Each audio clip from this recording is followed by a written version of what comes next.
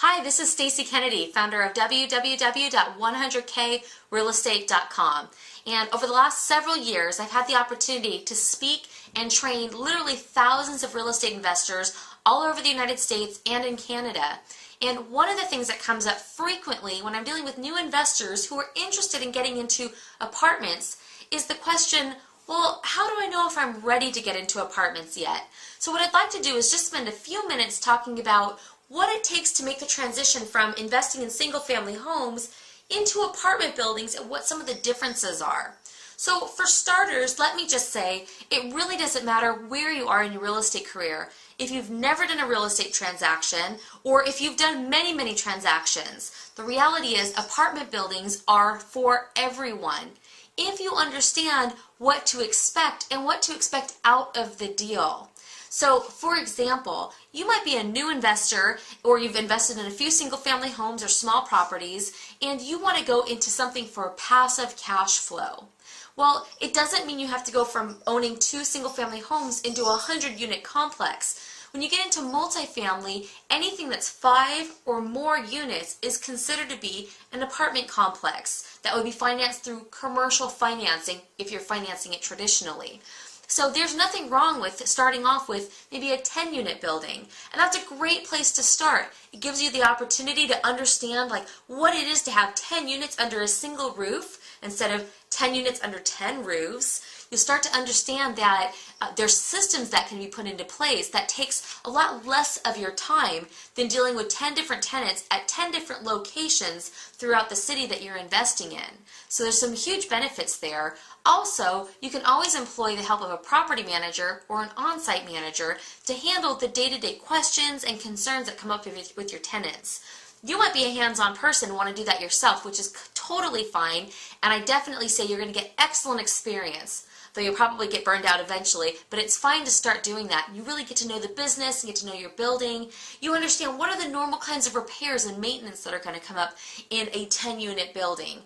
What is it like when it comes to rent time? Do tenants usually pay on the 1st, or are they paying on the 5th? Or are they paying on the 7th and you're going to have to send out late notices, etc. It gives you a feel and a flavor for what it is to own an apartment building before you jump into something that's much bigger.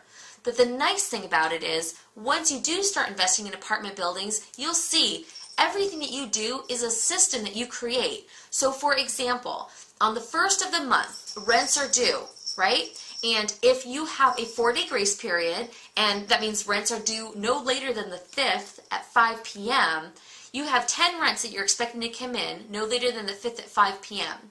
Well, when you have 10 different houses, that's a lot of different tenants you're having to keep track of. When you have 10 units in one building, essentially what you do is you just look at your list, and if you see that units 3, 7, and 8 have not yet paid, you simply create your system so that on the 6th of the month, you issue a notice to pay or quit, which is essentially the beginning of the eviction process. It doesn't cost anything to fill out that form. But if you systemize what you do, then automatically on the 6th, those go out. And if you're in a market where it's a 7-day notice, then automatically in 7 days, if that tenant hasn't paid, then that notice gets filed with the attorney and the real eviction gets going. Okay, but when you have 10 units under one building, that's so much easier to do. Likewise, now let's say that you've done 10 units and you're feeling pretty good. You understand what it is to have an apartment building. You get the kind of reports that you get from a property manager or the kind of reports you need to create for yourself or have your bookkeeper create. It's a very natural progression to move into 20, 30, and 50 units because the systems are exactly the same. It's just that now you have an opportunity to get to know them a little bit better and to really see what can I do to make this process of investing take even less of my time. Because we all know it's not like we got into investing for the purpose of investing.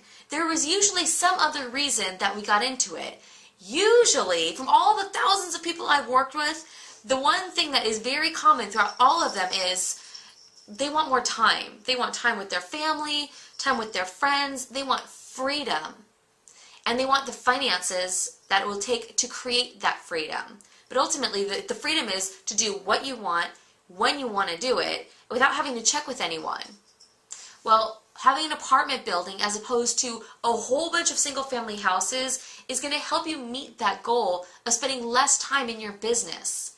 Although you do have to spend time, I will never, ever, ever be one of the people who claims that investing in real estate is a passive activity.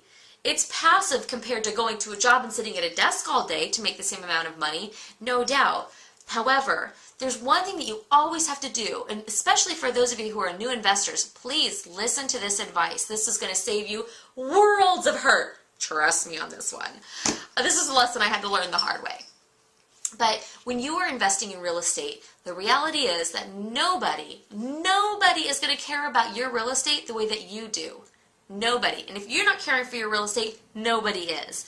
Even if you have a property manager, understand you're one of many clients of theirs, and it's not their building. They're simply being paid a fee to do property management, which means at all times you need to be engaged with what's going on in your building. And it doesn't mean you have to physically be there. When I've done real estate in 7 different markets across the country, and I've worked with clients or coaching students real estate in literally all over the country and up in Canada, and been able to help them through creating systems. Okay, so it doesn't mean you have to physically be there, but what it does mean is you need to engage with your team on a regular basis to make sure that nothing's falling through the cracks, you know exactly what's going on, and that they understand who the leader is in this. You are the investor. And even if you don't feel it, you don't feel the confidence, this is where you come to fake it till you make it, because it's your building. You're the one who's ultimately going to have the benefits from it or the downfalls if you don't manage your team and don't manage your building. So, you know, real estate is passive to the extent that you're not going to a job and sitting at a desk and doing work, or you're not pounding a nail. It's passive in that way. However, it is never going to be passive in that you just say, okay, I got the building and I'm done. It's not passive in that way. And I'll tell you what, you will be so much more successful as an investor if you go in knowing that and owning that. It doesn't mean it has to take a lot of time. It could be something where you're meeting with your property manager over the phone for 30 minutes every other week. And when you get the reports each month, you're actually looking at the report and seeing what's in there and questioning.